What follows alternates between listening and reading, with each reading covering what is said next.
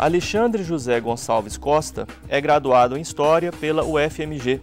Ele é mestre e doutor em História Social do Trabalho pela Universidade Estadual de Campinas. Professor, foi consultor da Secretaria de Estado da Educação de Minas Gerais.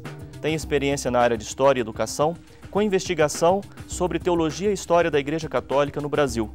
Religião e discurso político-social é o tema do Religare de hoje.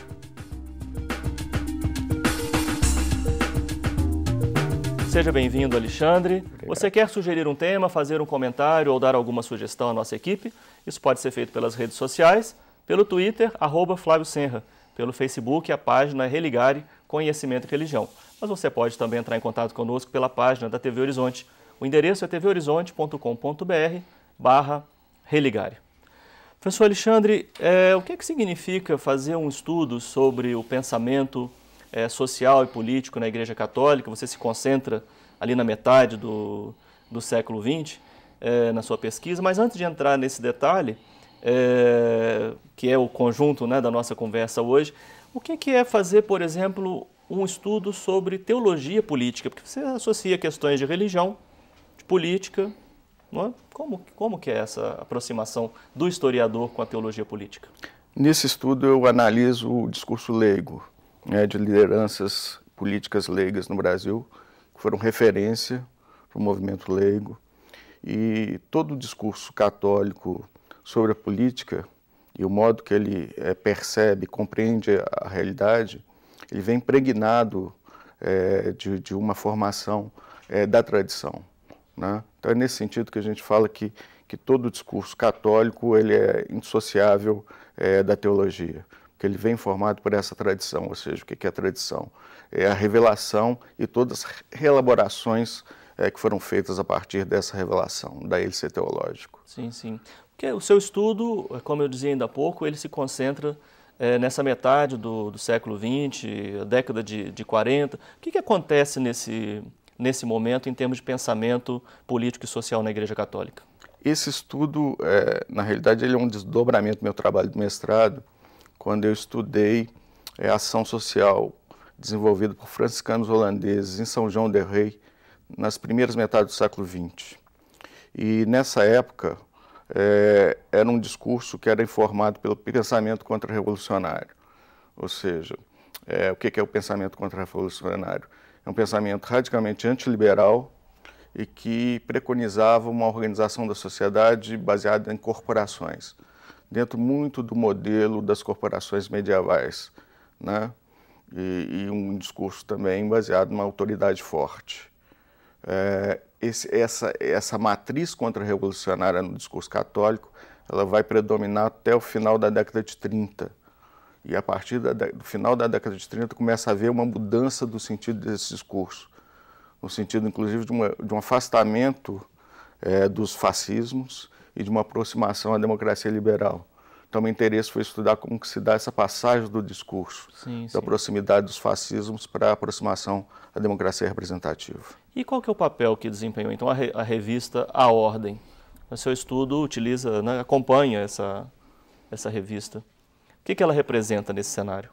A Ordem é interessante perceber porque ela, primeiro, na década de 20, com o Jackson de Figueiredo, que foi fundador dela, ela é a maior expressão desse pensamento que eu falei contra-revolucionário, antiliberal no Brasil, né?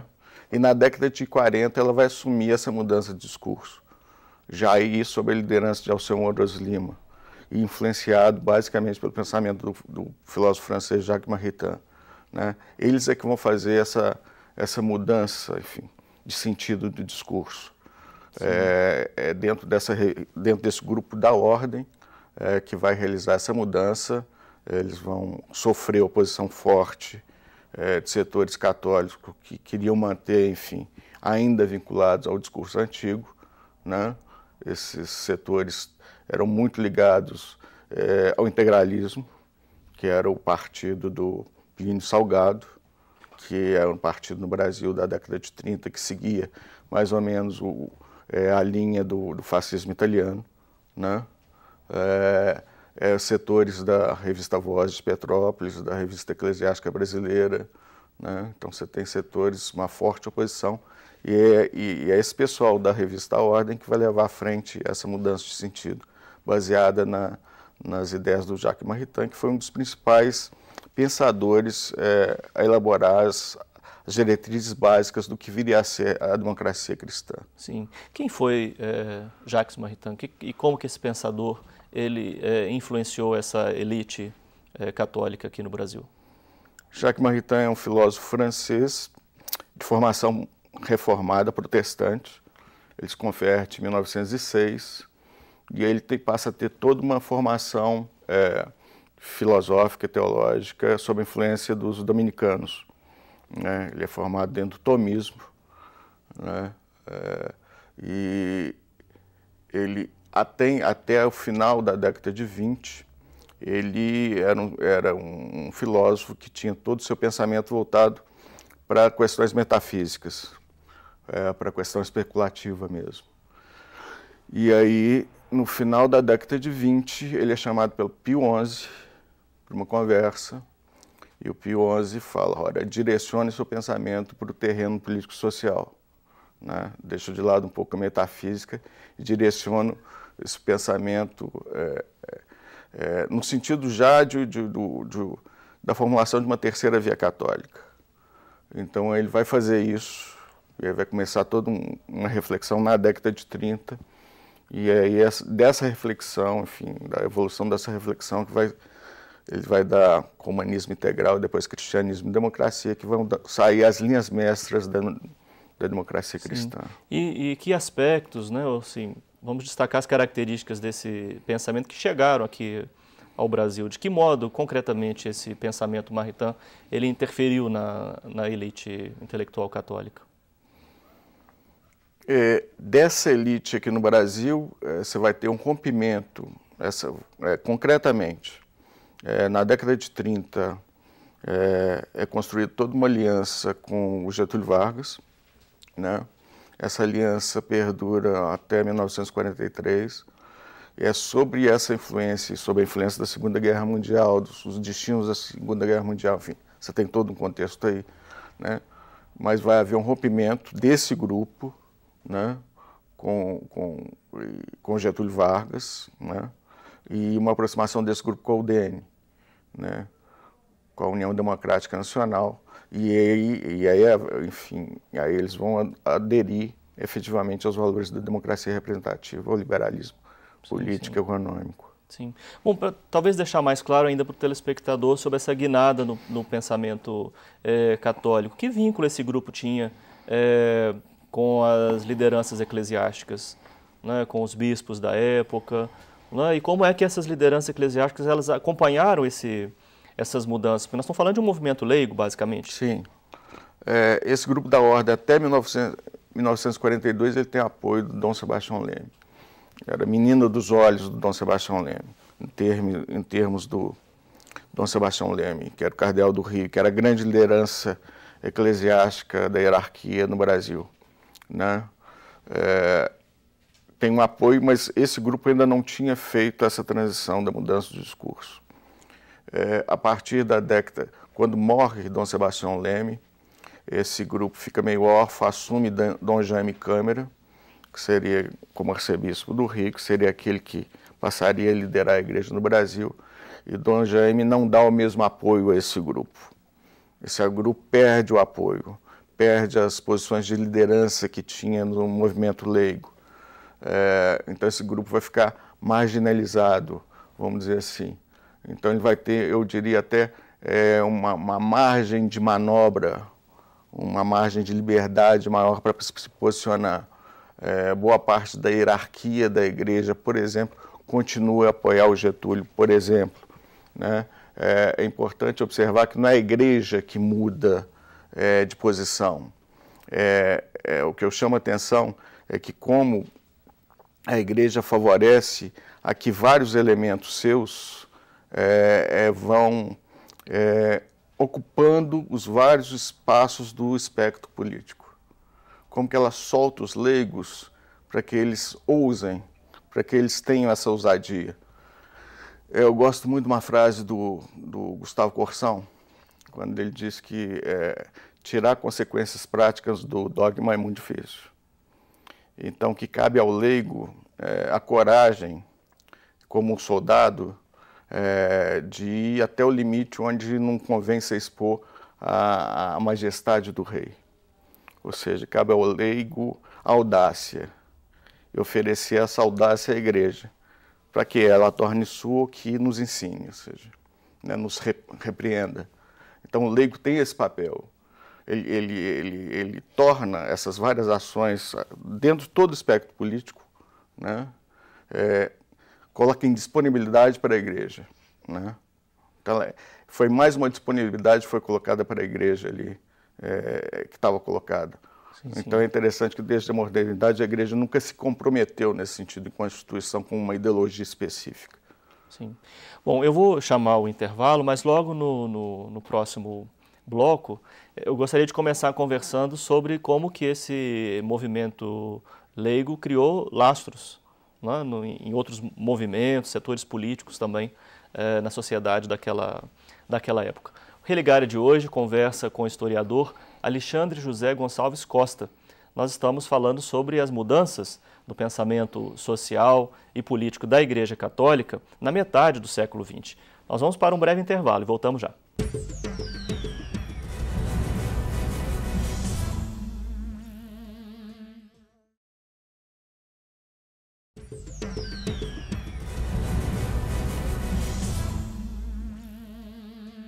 O Religare de hoje conversa com o historiador Alexandre José Gonçalves Costa. Nós estamos falando sobre as mudanças do pensamento social e político na Igreja Católica na metade do século XX. E eu deixei aquela questão, não é, Alexandre, no final do primeiro bloco, para a gente pensar como é que esse movimento leigo, que vai operando essa mudança no pensamento através da revista Ordem, como é que ele exerce uma influência nos outros movimentos da igreja naquela época, inclusive na política? Sim.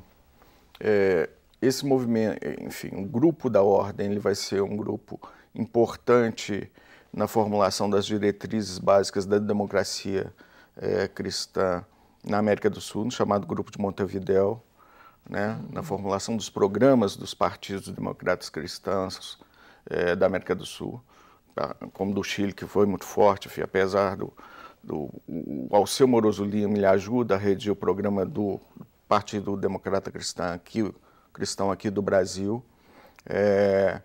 mas boa parte desse grupo vai se engajar na UDN, mas particularmente no grupo do Carlos Lacerda, na Resistência Democrática. O Carlos Lacerda foi convertido ao catolicismo através desse grupo. E você pega os discursos do Carlos Lacerda na década de 40, ele fala que a UDN precisa de uma ideologia que estabeleça uma comunicação dela com o povo, né? Ela nunca teve essa capacidade, e a doutrina social da igreja que é esse instrumento, né? Você vê essa influência.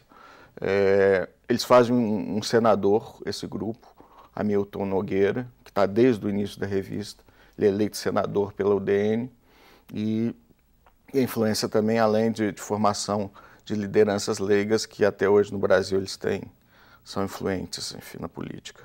Você acha que, assim, isso, e na igreja? Há algum movimento que se vê mais influenciado por esse grupo? Não. Dentro da igreja, esse movimento, já na década de 50, ele vai ser mais ou menos vamos dizer, vai ser ultrapassado pelo grupo da PUC, inicialmente, que fazia PUC do Rio. Que fazia uma crítica a esse grupo no sentido de ser um grupo com propostas muito genéricas, universalistas, sem efetividade na realidade, né? E depois pelas organizações que vão surgir, né? Entre o operariado, entre os estudantes secundários, universitários, a JUC, enfim. Sim, sim. Mas então não diretamente ligado a esse grupo da Ordem? Não. Sim, sim. Não. É uma outra geração com outra perspectiva. Sim. Uma questão que me ocorre, a gente está aí numa tensão, igreja e modernidade, né? Esse tema, ele é claro assim nas publicações da Ordem? Esse embate, ela surge, esse esforço surge nesse sentido. Ou seja, você tem, a partir da secularização, que foi o processo de separação do Estado e da Igreja, quando a Igreja perdeu privilégios de ter acesso franqueado ao espaço público, garantido, né, de ser uma religião oficial, enfim, e todas as vantagens daí, e com o avanço de uma sociedade baseada no mercado, na ciência, né, o crescimento do prestígio da ciência, a Igreja se sentiu meio sem lugar. Então ela teve de se reinventar, encontrar um novo lugar para ela no mundo que parecia não querê-la. Enfim, não querer lugar para ela, ela teve de encontrar um lugar. Então todo esse trabalho, por exemplo, chegando da revista Ordem, o pensamento contra-revolucionário, enfim, dessa atitude antiliberal, de crítica ao liberalismo, ao capitalismo, tentando atrair o operariado para si, é uma tentativa de inserção nesse mundo novo, nesse mundo moderno, em que ela perdeu aquele espaço que ela tinha antes e que era um espaço privilegiado. Sim. Nos estudos que você fez, você acha que esse primeiro momento da revista A Ordem, né, mais contra-revolucionário, ele integralista, se eu entendi bem, essa sombra pairou sobre esse segundo momento? Ainda ficou, né, bom, esse grupo aqui é aquele grupo? Ou você acha que a ruptura realmente se deu ali por volta dos anos 40 e uma nova perspectiva se abriu? O adversário interno, os adversários católicos, a atualização, a mudança, vamos dizer, vocês estão traindo o espírito de Jackson de Figueiredo, vocês estão traindo a origem da revista, enfim, vocês estão renegando a origem da revista. E aí todo um discurso que vai buscar reinventar o Jackson, falar que o Jackson não era nada que era outra coisa. O discurso da atualização ele tem isso. Ele muda os sentidos da coisa. Então, aqueles termos que antes tinham um sentido, passa a ter outro. Isso é próprio da atualização.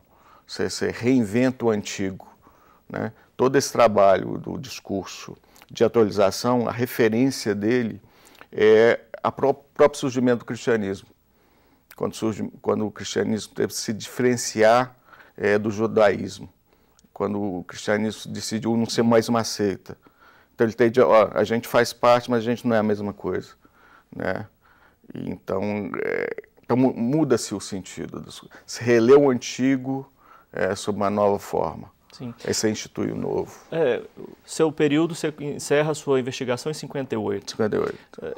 Está muito perto, né, daquele movimento inaugurado por João XXIII, chamando um concílio. Esse grupo, de alguma maneira, consegue influenciar os padres conciliares brasileiros no Vaticano II? Você chegou a ver algum desdobramento nessa direção? Não. Influência conciliar, o que vai levar, o que vai predominar enquanto orientação básica do Concílio Vaticano II é uma teologia, uma produção intelectual originária da chamada Nova Teologia, que surge na década de 40 e 50, que vai se contrapor à ortodoxia tomista. É um pessoal que vai propor uma maior pluralidade de fontes teológicas, onde buscar referências teológicas e de pensamento, e também é um pessoal que vai propor um maior diálogo com o pensamento com a filosofia contemporâneas. E aí é que você vai ter o surgimento de novos temas que vão passar a ser objeto da teologia, como teologia do corpo, teologia do trabalho, etc., que o Maritain vai ser contra. O Maritain é um tomista ortodoxo, né? Então os clérigos ligados ao Maritain vão ter uma postura conservadora no Concílio Vaticano II. Entendo. E vendo também a partir da situação contemporânea, né? Você vivendo a época, olhando para tudo o que significou essa virada, né, no pensamento católico em relação ao pensamento político e social, não é? Como é que você avalia, né, esses 60 anos já, né, dessa virada? Que desdobramentos teve aquele movimento intelectual? Do Maritain? Desse do Maritain, do grupo da Ordem? Ou ele ficou ali naquele momento e... Você vislumbra alguma... Em lideranças políticas que a gente tem hoje. Sim. Isso é muito forte, lideranças importantes. Inclusive no discurso, eu já me peguei várias vezes vendo discursos em campanhas políticas, ouvindo, eu falo, isso é Maritain. Então ele está presente nesse sentido, né? Nitidamente o timbre, o conteúdo, né? Então ele está presente nesse, não enquanto movimento organizado, não enquanto um grupo organizado dentro da igreja, que tem voz na igreja, né? Mas enquanto lideranças, né, no campo secular, no campo da política, que continuam a ter influência. Aí ele continua presente, muito. Sim, e essa presença, ela é individualizada ou determinados segmentos políticos? Você tem grupos, né? Grupos Maritain, mas de estudos, né? Estudos, pensamento e tal, mas influência efetiva é bem individualizada. Sim. E como é que a gente pode identificar a voz de Maritain? Quais são, assim, as chaves, né, atuais desse discurso, os ecos? Um discurso, por exemplo, que chama a união dos homens de boa vontade, que o Maritain chamava de o terceiro partido, que seria ser contra o engalfiamento entre as lideranças radicais.